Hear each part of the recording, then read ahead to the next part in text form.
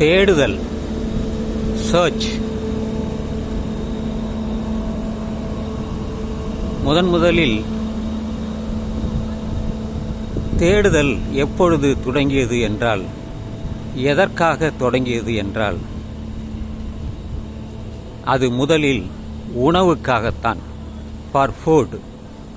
இரண்டாவது, எங்கே இருப்பது, அந்த இருப்பிடத்திற்காக அவன் தேடினான்.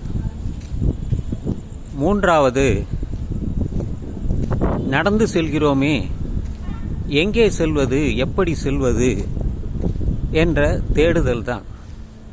இப்படி மனிதன் தேடுதல் தொடங்கிய காலத்தில் இருந்து இன்று வரை அவனுடைய தேடுதல் நிறைவடையவில்லை. அதுதான் உண்மை. இன்னும் தேடிக்கொண்டே இருக்கிறான். மனிதன் எப்படி இந்த பூமி தோன்றியது, நாம் எப்படி இந்த பூமியின் மேல் பரப்பில் இருக்கிறோம், பூமிக்கு கீழே என்ன இருக்கிறது, பூமிக்கு மேலே என்ன இருக்கிறது, நான் பார்க்கக்கூடியவைகள் என்ன என்ன, அவைகள் எவ்வளவு தொலைவில் இருக்கிறது என்பதை அவன் தேடினான்.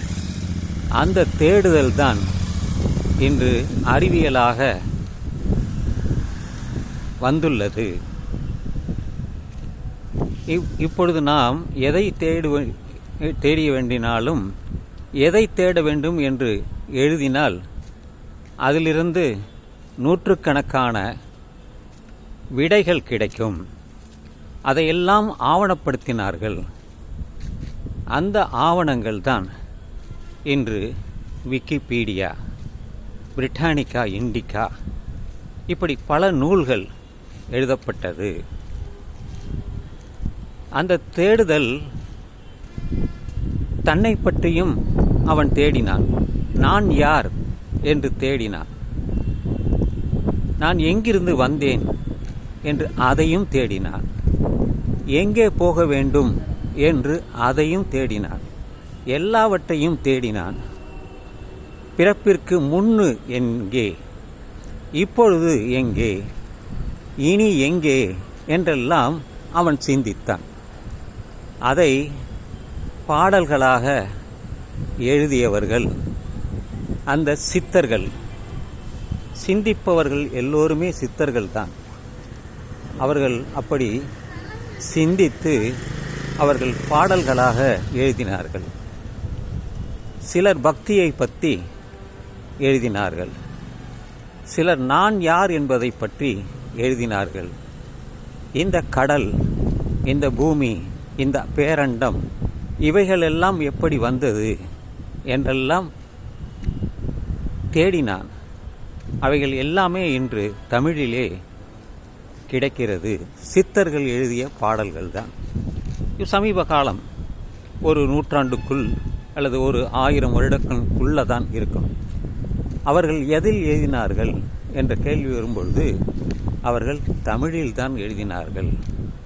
ஏன் தமிழில் எழுத வேண்டிய அவசியம் வந்தது என்றால், இந்த உலகத்திலேயே முதலாக பேசப்பட்ட மொழி தமிழ்தான். எப்பொழுது எழுதினார்கள் என்றால், ஒரு 5000 வருடங்கள் என்று சொல்லலாம். எப்படி நமக்கு 5000 வருடங்கள் என்று தெரிகிறது என்றால், அகழ்வாராய்ச்சி மூலம்தான். அகழ்வாராய்ச்சி பூமியில்தான் தோன்றினார்கள். பல இடங்களில் தோன்றினார்கள். அவர்களுக்கு எதுவுமே கிடைக்கவில்லை. ஆனால் தமிழ்நாட்டிலே 10 இடங்களுக்கு மேல் அகழ்ந்து தோண்டினார்கள்.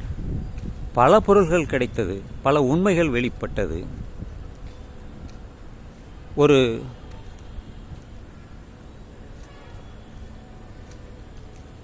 பானை மேல் அவன் எழுதினான். தன் பெயரை எழுதினான். ஆதவன் என்று பெயர் எழுதினான்.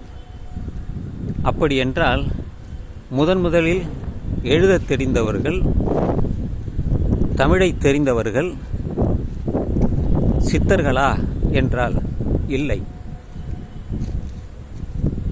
குயவர்கள்தான். அந்த பானையை செய்வதற்கு அறிவியல் மூலமாக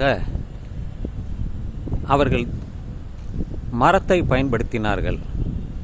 அதுதான் இன்று பானைக்கு சக்கரமாக வடிவெடுத்தது. அவனது தேடுதலே சக்கரம்தான். இந்த தேடுதலில் நடந்து போனவன் சக்கரத்தை பயன்படுத்த ஆரம்பித்தான்.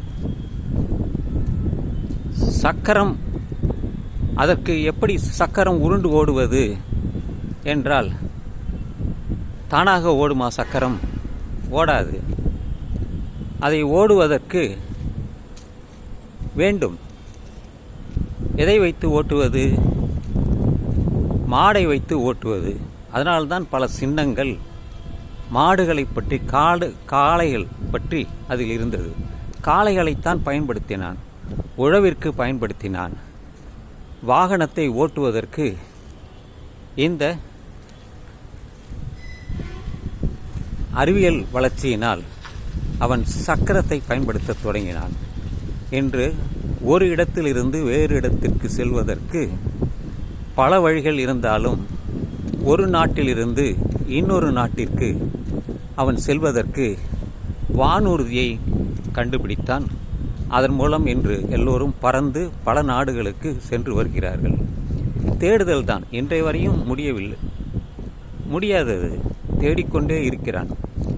அப்படி ஆவணப்படுத்தது தான் இன்று அறிவியல். எல்லாவற்றையும் தேடி அதன் உண்மைத்தன்மை என்ன என்று ஆவணப்படுத்தினார்கள் இந்த அறிவியல் ஆர்வலர்கள். அவர்கள்தான் விஞ்ஞானிகள்.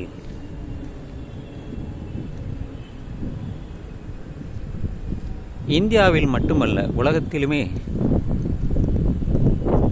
ஆவணப்படுத்த வேண்டும் என்று நினைத்தார்கள். அதை முதலில் காகிதத்தில் எழுதலாமே என்று நினைத்திருப்பது முன்பே மரப்பட்டையில் எழுதினான். தோல் மீது அதை எடுத்து அதில் மீது எழுதினான், கல் மீது எழுதினான். கடைசியாகத்தான் இன்று நாம் நூல்களாக நாம் பார்க்கிறோம். முதலில் காகிதத்தை கண்டுபிடித்தவர்கள் சீனர்கள் தான், ஒரு 2000 வருடங்கள். அதற்கு முன்பே தமிழர்கள் தமிழை எழுதி வைத்துள்ளார்கள். அந்த அகழ்வாராய்ச்சியில் கிடைத்த அந்த பானை ஓடுகள். இப்படித்தான் நமக்கு தேடுதல் அது தொடங்கி இன்றைய வரைக்கும் அது முடியாமலே இருக்கிறது. நான் யார் என்று தேடிய பொழுது, நான் எப்படி வந்தேன், இந்த பூமிக்கு எப்படி வந்தேன், எனது முன்னோர்கள் யார் என்றெல்லாம் அவன் தேடினான். அவனுக்கு விடை கிடைத்தது. அறிவியல் மூலம்தான் அவன் அறிந்து கொண்டான். இந்த தேடுதலில்தான் அவனுக்கு கிடைத்தது இந்த எலும்புக்கூடுகள். அதை ஆராய்ச்சி செய்த பொழுதுதான் இந்த எலும்பு, அதில் உள்ளது எங்கிருந்து வந்தது, யாருடைய எலும்பு என்றெல்லாம் தேடிய பொழுது அவனுக்கு கிடைத்தது. அந்த உண்மைகளைத்தான் இன்று நாம் அறிவியல் மூலமாக தெரிந்து கொள்கிறோம். அதனுடைய முயற்சி தான் இந்த பதிவே. நீங்கள் எல்லாவற்றையும் தேடுகிறீர்கள். உங்களை பற்றி என்றாவது தேடினீர்களா? உங்களுடைய முன்னோர்கள் யார் என்று தேடினீர்களா? எப்படி இந்த சமயங்கள் தோன்றியது என்று தேடினீர்களா? அதில் கூறப்பட்டது என்ன என்று தேடினீர்களா? மனிதன் எங்கிருந்து வந்தான்? இந்த பூமி எப்பொழுது தோன்றியது? இந்த சூரியன் எப்பொழுது தோன்றியது? நிலவு எப்பொழுது தோன்றியது? இப்படி என்றால் அவன் வானத்தை பார்த்துதான் தெரிந்து கொண்டான். அது எங்கே உதயமாகிறது, எங்கே மறைகிறது, எந்தெந்த காலத்தில் என்றெல்லாம் அவன் ஆவணப்படுத்தினான். அதெல்லாம் எழுதியவர்கள் சித்தர்கள் மட்டுமல்ல,